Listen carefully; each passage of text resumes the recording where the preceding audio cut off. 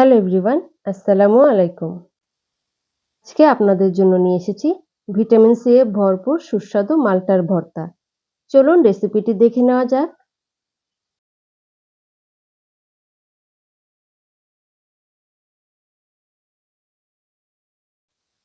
সুস্বাদু অরেঞ্জের ভর্তাটা তৈরি করার জন্য আমি এখানে ২টি অরেঞ্জ নিয়ে নিয়েছি। আমি এই ফল দুটিকে প্রায় আধা ঘন্টা লবণ পানিতে ভিজিয়ে রেখেছিলাম। চেষ্টা করবেন বাজার থেকে কিনে আনার পর ফলগুলোকে খাবার আগে আধা ঘন্টা লবণ পানিতে ভিজিয়ে ভালো করে ধুয়ে নিতে। এখন আমি এই অরেঞ্জটিকে ভালোভাবে কেটে এর খোসা ছাড়িয়ে নিচ্ছি। সুস্বাদু এই অরেঞ্জ বা মাল্টার ভর্তাটা দেখতে যেমন আকর্ষণীয় হয়, এটি খেতেও কিন্তু অনেক বেশি টেস্টি এবং হেলদি হয়। এটি আমাদের স্বাস্থ্যের জন্য খুবই উপকারী হয়।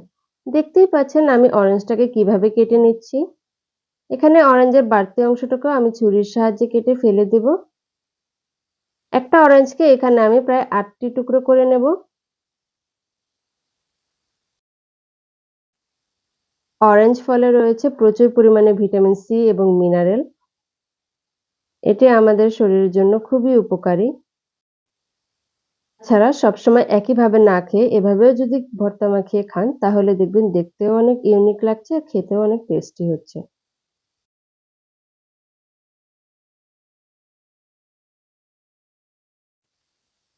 চেষ্টা করবেন অরেঞ্জের বিচি ও অতিরিক্ত অংশটুকু ভালোভাবে কেটে ফেলে দেওয়ার জন্য। এখানে আমার প্রায় ২টো অরেঞ্জই ভালোভাবে কেটে নেওয়া হয়ে গিয়েছে। এখন আমি এই অরেঞ্জগুলোকে খোসা ছাড়িয়ে ভালোভাবে টুকরো, টুকরো করে কেটে নেব।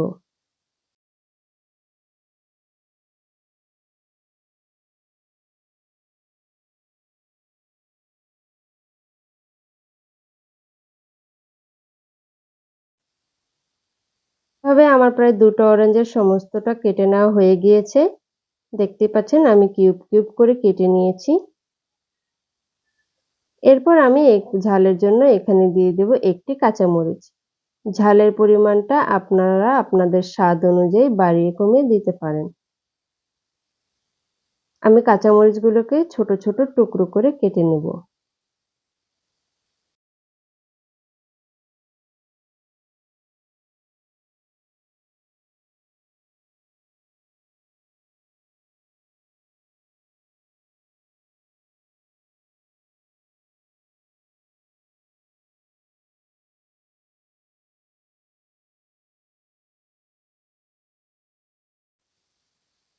এরপর আমি এখানে নিয়ে নিয়েছি ধনেপাতা।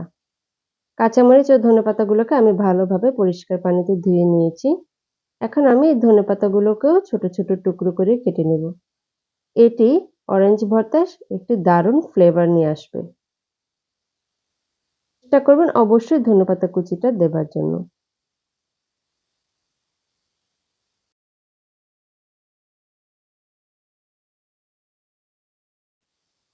আমার ধনেপাতা কুচি করা হয়ে গিয়েছে। এবার আমি ভর্তাটা মাখানোর প্রসেসে চলে যাব। এখানে আমি দিয়ে দিচ্ছি প্রায় 1/4 চা চামচ পরিমাণ গোলমরিচের গুঁড়ো। আপনারা চাইলে শুকনো মরিচের গুঁড়োও দিতে পারেন। এরপর আমি এখানে নিয়ে নিচ্ছি বিট লবণ।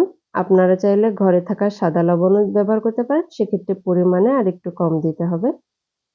এছাড়া এখানে আমি নিয়ে নিচ্ছি কাঁচামরিচ কুচি এবং ধনেপাতা কুচি। পর্যায়ে আমি দিয়ে দিচ্ছি প্রায় ১ চা চামচ পরিমাণ সরিষার তেল। এই সরিষার তেলটা দিলে এই ভর্তাটায় আলাদা রকমের একটা স্মেল আসবে, যা খেতেও খুব ভালো লাগবে। এখন আমি হাতের সাহায্যে ভালোভাবে সমস্ত উপকরণগুলো অরেঞ্জের সাথে মাখিয়ে নিচ্ছি। ভালোভাবে মাখিয়ে নেওয়ার পরে আমার অরেঞ্জ মাখাটা তৈরি হয়ে গেল। দেখতেই পাচ্ছেন দেখতে কতটা লোভনীয় ও আকর্ষণীয় হয়েছে। এটি খেতেও কিন্তু তেমনই সুস্বাদু।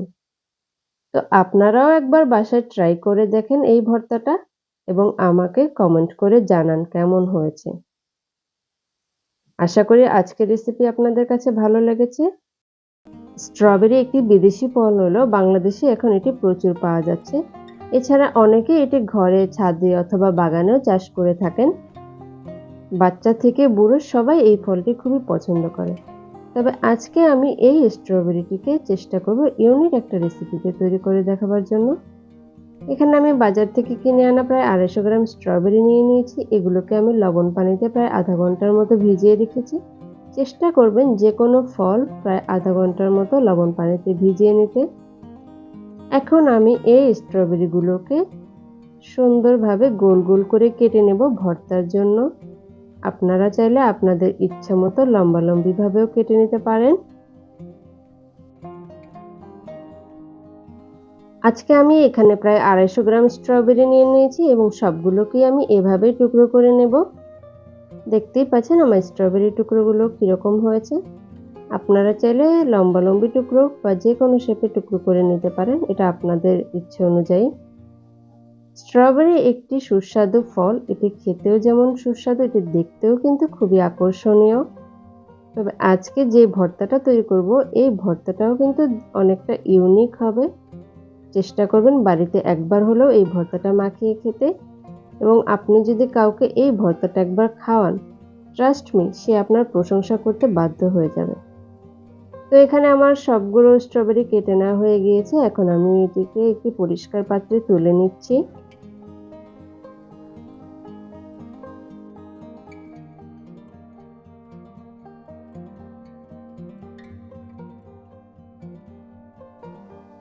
দেখতেই পাচ্ছেন আমার স্ট্রবেরি টুকরোগুলো কিরকম হয়েছে। এখন আমি অন্যান্য উপকরণগুলো রেডি করে নিচ্ছি। এখানে আমি নিয়ে নিয়েছি একটি কাঁচামরিচ। এখন আমি এটিকে চিকন চিকন করে ফালি করে কেটে নেব।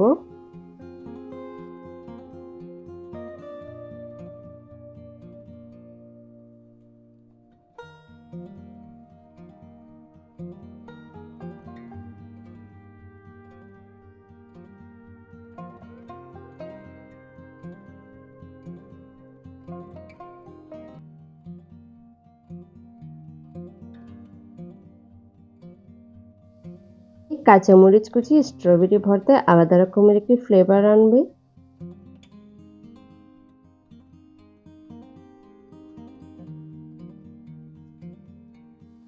এরপর আমি এখানে কেটে নেব ধুয়ে রাখা ধনেপাতা। ধনেপাতাগুলোকে ভালোভাবে কুচি কুচি করে কেটে নিচ্ছি।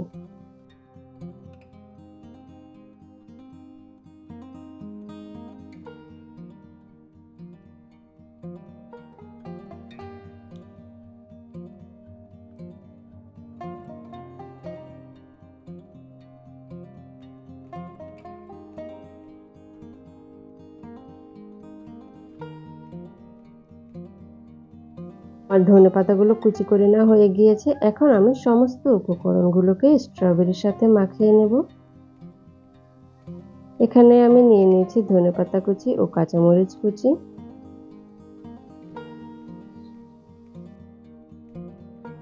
এরপর আমি এখানে দিয়ে দিচ্ছি প্রায় 1/4 চা চামচ পরিমাণ গোলমরিচের গুঁড়ো। এরপর আমি এখানে দিয়ে দিব প্রায় 1/4 চা চামচ পরিমাণ শুকনো মরিচের গুঁড়ো।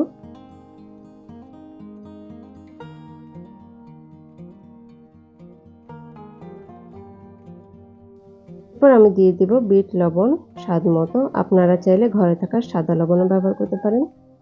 এরপর আমি সরিষার তেল দিয়ে ভালোভাবে হাত দিয়ে মেখে নিয়েছি ভর্তাটা। সরিষার তেলটা ভিডিওটা স্কিপ হয়ে গিয়েছে, আপনারা একটু দিয়ে দিবেন। দেখতেই পাচ্ছেন সমস্ত উপকরণগুলো মাখিয়ে নেবার পর ভর্তাটা দেখতে কতটা লোভনীয় হয়েছে।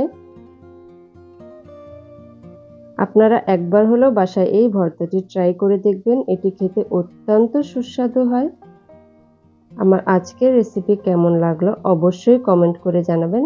রেসিপিটি ভালো লাগলে আমার ভিডিওতে একটি লাইক দিয়ে দেবেন এবং চ্যানেলটি সাবস্ক্রাইব করে রাখবেন।